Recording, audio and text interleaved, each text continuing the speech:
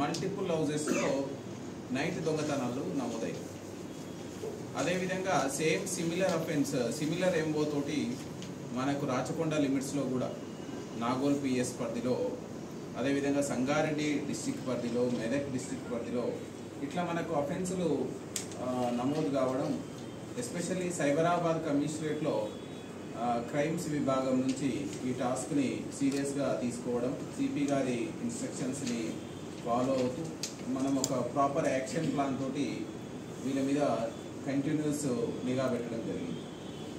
So వీళ్ళు మనం ఏంటంటే మనకున్న టెక్నికల్ డేటాని అనాలిసిస్ చేసుకుంటూ మనకున్నటువంటి సీన్ ఆఫ్ క్రైమ్స్ని ఏదైతే విజిట్ చేసి అక్కడ ఉన్నటువంటి ఆధారాలని మైన్యూట్గా విశ్లేషించుకుంటూ మనం ఈ ఇద్దరు ఇన్స్పెక్టర్ల ఆధ్వర్యంలో మరియు లోకల్ పోలీసు మన డిఐస్ మియాపూర్ డిఐ కానీ, అదేవిధంగా RC Puram DI, Medchal DI, Alwal DI, Pet Basheerabad DI, వీళ్ళందరి కోఆర్డినేషన్ తోటి మనము కంటిన్యూస్గా ఇలాంటి క్రైమ్ జరిగే అవకాశం ఉన్నటువంటి ఏరియాలో మనం రెక్కీలు వేయడం.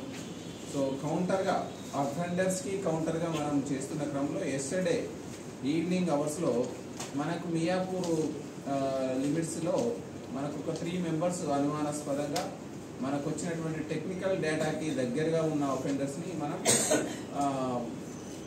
ఆపడం జరిగింది. ఆపి వాళ్ళని చెక్ చేస్తే వాళ్ళ బ్యాగ్లలో అనుమానంగా అఫెన్స్లకు యూజ్ చేసే ఆయుధాలు ఉండడం, పెద్ద కత్తులు కలిగి ఉండడం, ఈ కట్టలు కలిగి ఉండడంతో మనం కొంచెం డీటెయిల్గా ఎగ్జామిన్ చేయడంతో వాళ్ళు ఇచ్చిన వివరాల ఆధారంగా మళ్ళీ గుంటూరు పోచంపల్లి ఏరియాలో ఒక 3 మెంబర్స్ని మనం అప్రహెండ్ చేయడం జరిగింది. వీళ్ళని ఎగ్జామిన్ చేస్తే మనకు వీళ్ళు చాలా నోటోరియస్. ఇప్పుడు డీసీపీ గారు చెప్పినట్టు మధ్యప్రదేశ్ రాష్ట్రానికి దార్ డిస్టిక్ సంబంధించినటువంటి ఏరియాకి సంబంధించినటువంటి నోటోరియస్ అఫెండర్.